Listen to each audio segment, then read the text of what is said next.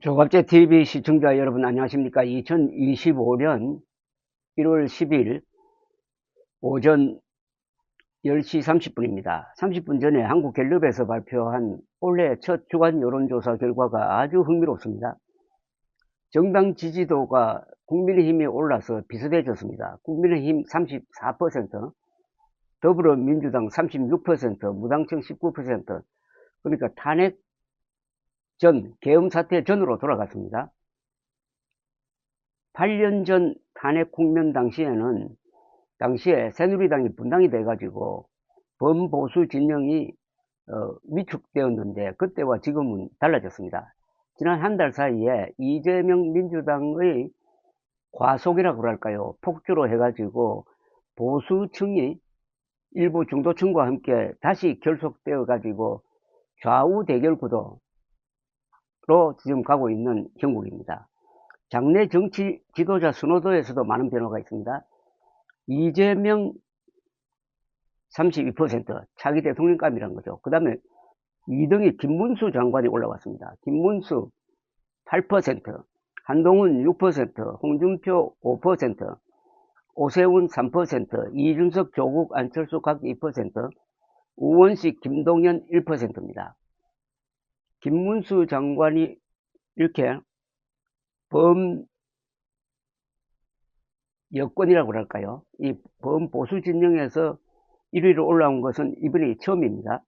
그리고 한동훈 전 대표가 줄곧 1위를 하다가 2등으로 쳐졌습니다.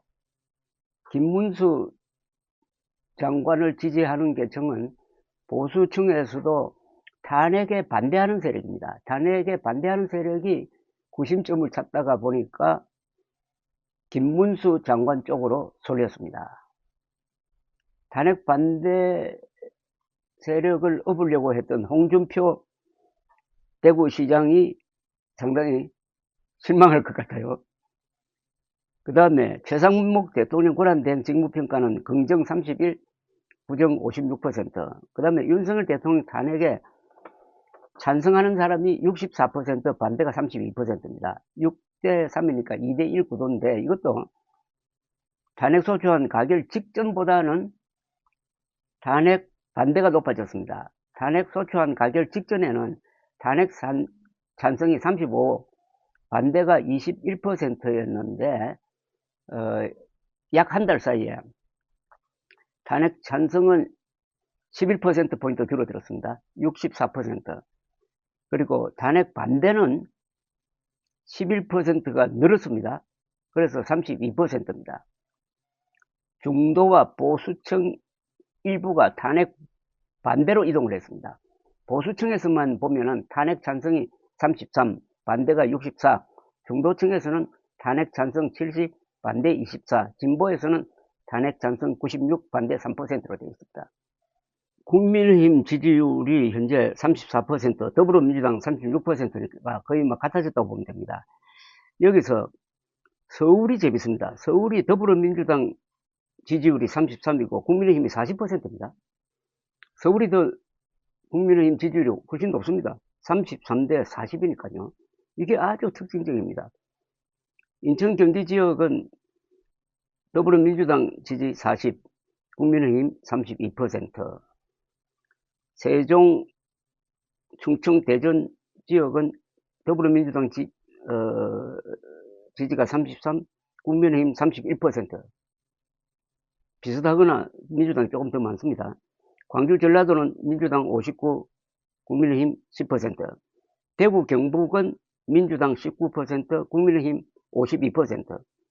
부산, 울산, 경남이 민주당 34, 국민의힘 38%. 그러니까 서울과 경상도에서 국민의힘이 다시 원위치를 찾고 있는 모습인데, 특히 서울에서는 전례 없이 국민의힘이 민주당보다 격차를 더 벌리고 있습니다.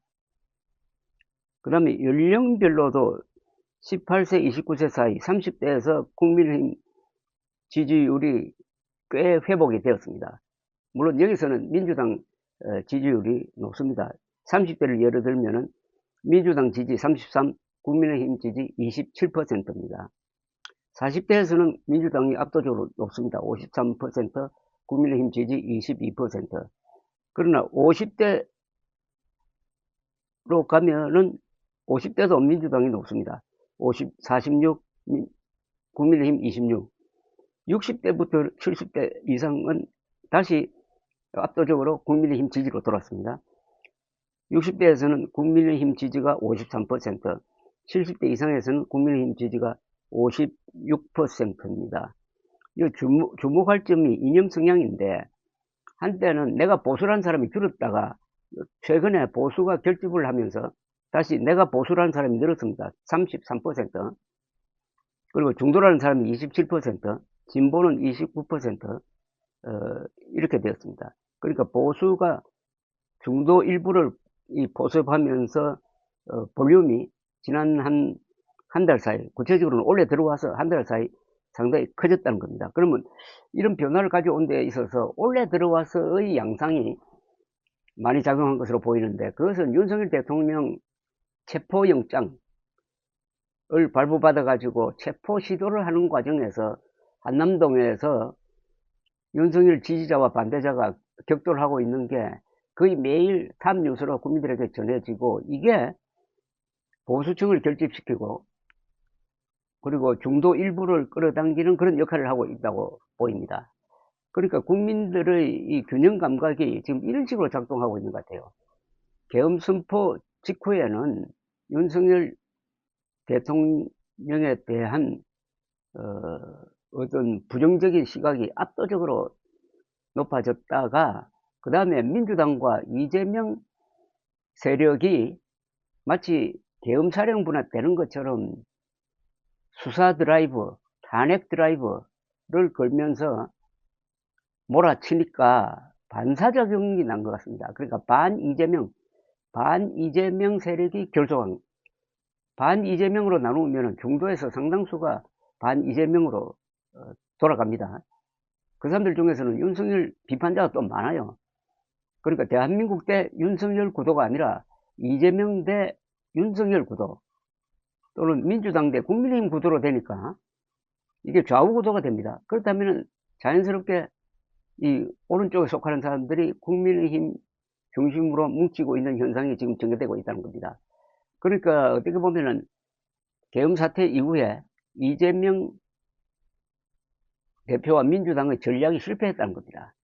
그때 자중하면서 자세를 낮추는 모습이 되어야 되는데, 탄핵 소추 드라이브, 그 다음에 윤석열 대통령에 대한 탄핵 소추안을 가결시킨 다음에는 좀 여유를 가져도 좋을 만한데, 거기서 더 나가가지고 한덕수 권한대행까지 탄핵시키고, 같은 과정에서 이 수사 돌풍이 몰아치고 해가지고 군과 경찰의 수뇌부가 숙대밭이 되고, 마지막에는 윤석열 대통령에 대한 체포영장이 발부되고 하는 거 보니까, 이걸 지켜보던 이 비교적 온건한 사람들이 이건 너무하는 것 아니냐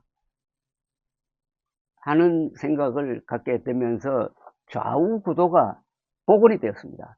좌우 구도가 복원되면 자연스럽게 비슷해지는 성향입니다. 다만 탄핵에 찬성하는 사람들과 탄핵에 반대하는 사람들의 비율은 역시 2대1로 탄핵 찬성자가 압도적으로 높습니다. 현재로는 이재명 민주당의 지난 한 달 동안의 이 전략이 실패한 것으로 보입니다. 그게 조기 대선을 위해서 이렇게 무리를 하는구나. 그러니까 이재명을 민주당 대통령 후보로 만들기 위해서, 민주당 대통령 후보를 넘어서 민주당 대통령으로 만들기 위해서 이렇게 무리를 하는구나 하는 것을 국민들이 눈치챘다는 이야기죠. 그리하여 한국의 이 정치 구도가 어떻게 보면 이 균형을 복원을 했습니다. 한쪽으로 확 9대1 뭐 이렇게 확 쏠렸다가 지금은 거의 5.5대 4.5 또는 6대4 정도로 이렇게 복원이 되었습니다. 이것은 어느 한 세력이 대한민국을 좌지우지할 수 없을 정도로 견제 세력이 항상 있다가 절묘하게 작동한다는 그런 의미 아니겠습니까? 감사합니다.